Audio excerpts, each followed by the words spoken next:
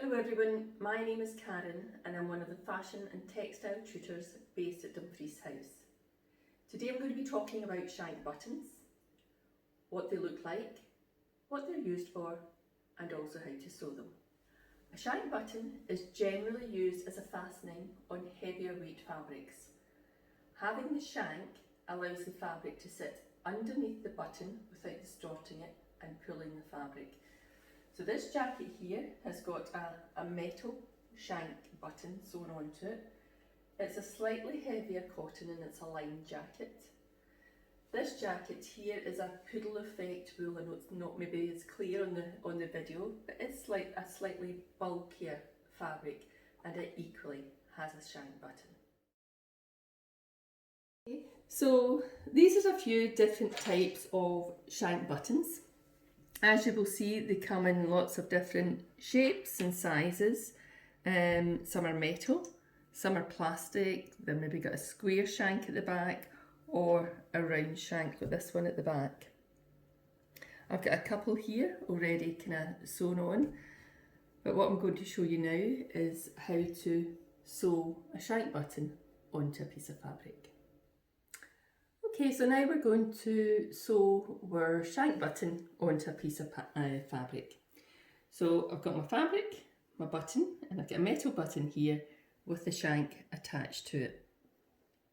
I need my needle and thread, and when I thread my needle, I'm wanting to tie a knot in the bottom of the two pieces of thread. So the two pieces of threads are together, looping it round my finger, and then just twisting it until the knot comes down to the bottom. You got it down there, just take your scissors and you can snip off that extra little bit of thread at the bottom. So if we bring our needle up from the reverse part of the fabric, where your button's wanting to be sewn, pull your thread through just until the knot reaches the back of the fabric, and then I'm going to do 2 small stitches in and out just to pull that through. And this is really just to secure your stitch before you start sewing your button on. So I'm pulling that through, I've got the loop here, then if I put my needle through the loop and pull that tight, and that's nice and secure. Okay. From here, if you take your shank button and you're going to go through the hole at the back, got my thread there. And what you're wanting to do, you're going in much the same space that you did before, so don't worry about that the button's fallen there. So again, back in and out.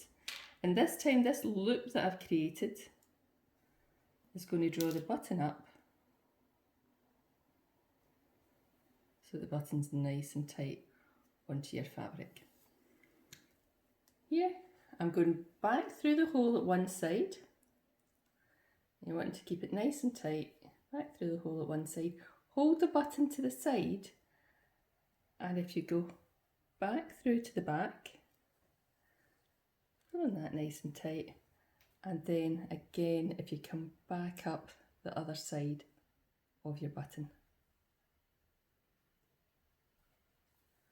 up here, and again through the hole there. And you can go in and back out again through the back of the fabric, but you're wanting to keep these stitches nice and small. Make sure your thread doesn't get twisted. And again.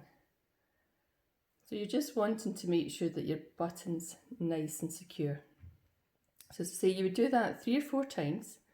Once you feel that your button's secure, what you're wanting to do is with your needle, you're going to go through to the back of your fabric.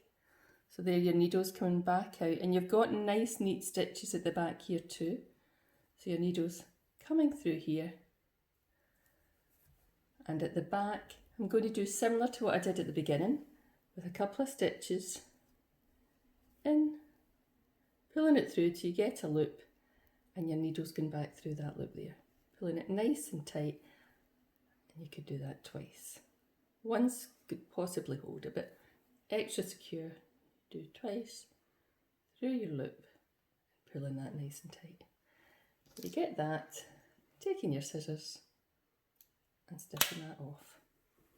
And there you have your shank button, and you will see it's not lying completely flat in the fabric, so this space underneath here will allow you to get another piece of fabric underneath it, which would be your buttonhole if it was on that side there. The second button that we're going to sew is a shank button with a thread shank. Now we create the thread shank just with an ordinary flat button, but again we're wanting to create this space here that we've got similar to the shank button here with the metal bit. So here, start exactly the same way.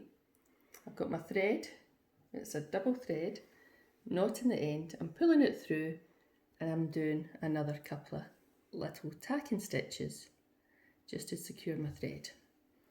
So it's secure, I'm putting my thread, my needle through the loop and pulling it tight.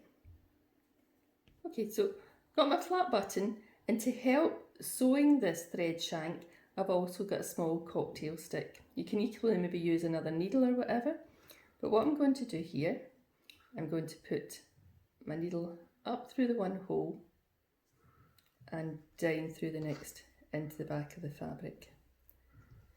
But before I pull it tight, I'm going to put my cocktail stick in between the two holes there and pull that tight. So I'm pulling that nice and tight just now, and I'm wanting to go up and in again about 3 or 4 times to make our button secure. So you're just holding that cocktail stick in place, back through to the back, and once more up and back through to the back. The cocktail stick just helps when you're sewing to get it nice and tight, but what we're going to do here, if we now take the cocktail stick away, you'll notice that there's a wee bit of give here on the button. What that then allows us to do, if you put the button to the side, we're going to bring our needle and thread up to the space in between the fabric and the button. So our needle comes up here. And from here, to create that thread shank, you'll see the space here that you've got space here. I'm wanting to get my thread, and I'm going to keep wrapping that round quite a number of times. Okay. And what you'll see there is the thread shank. So that acts in the place of, with the metal one, you had this metal shank here, now you've got a thread shank. What I do, wrapped it around quite a number of times, I'm going to go in at the bottom of the thread shank, push my needle through to the back, and similar to what we did with the other button, just a little tack and stitch here, find the loop and through the loop and pull. And as I say, a couple of times for that, just to make sure it's nice and secure. Through the loop and pull. Again, we're going to cut that off, and there we have your button with the thread shank. And again, that allows for the other bit of fabric, when it's buttoned, would be underneath there, and it's not going to distort your button at all, or your fabric. So, I hope you've enjoyed learning about the different types of shank buttons and how to sew them.